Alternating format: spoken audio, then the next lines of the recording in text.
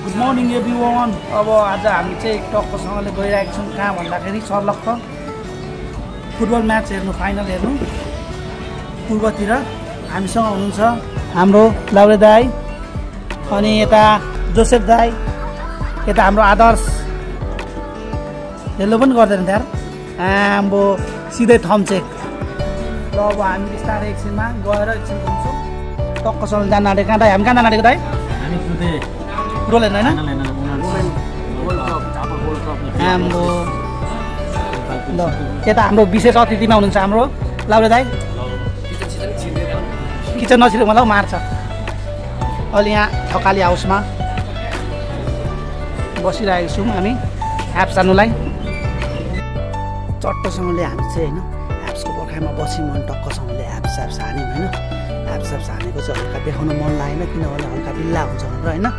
मैले चाहिँ टक्क टाइम ल्याप्स बनाएर यता साइडमा राखिदिएको थिएँ। अनि टक्क हामी चाहिँ एप्स खाएर अब डाइरेक्ट रङ्गशालामा। ल हामी चाहिँ अब यता झापा गोल्ड कपमा छिरिसक्यौँ। अब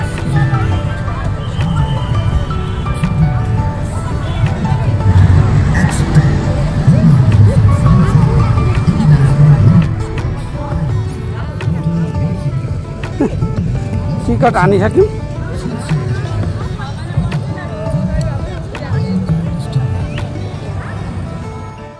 फाइनली गाइज हामीले चाहिँ हाम्रो आसन ग्रहण गर्न सफल भएर एकदमै यहाँको माहौल चाहिँ यस्तो थियो। मान्छे एकदमै मान्छे सिट पाउन गाह्रो होइन।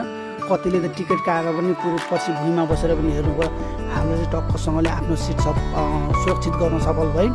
अनि त्यसै झापा जिल्ला मात्र नभएर चारैतिरबाट मान्छेहरू आउनुभएको थियो। अनि फाइनली गेम पनि सुरु भयो गाइज।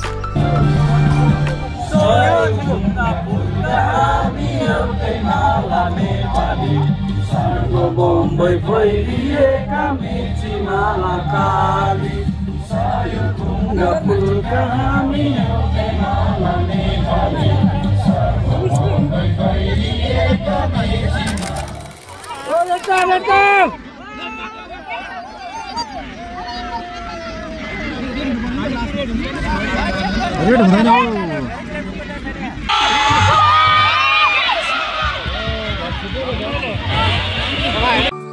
गाइज यो समयमा चाहिँ ठ्याक्कसँगले होइन एपिएफले पुरा एक गोल खाइरहेको थियो। त्यही भएर सबैको मुख हल्का निराशावादी भइरहेको थियो गाइज।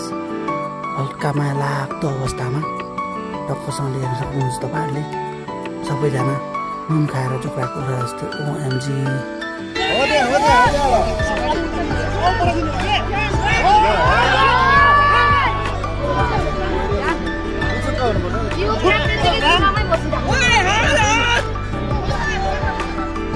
गाइज अनि फाइनली गेम पनि सकियो।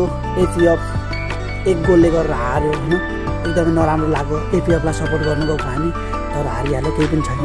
राम्रो गेम प्ले राम्रो थियो होइन तर पनि हारिहाल्यो, के गर्नु। पुलिस क्लबले जितिहाल्यो, एपिएफ हार्यो गाइज। त्यसपछि हामी घर फर्क्यौँ।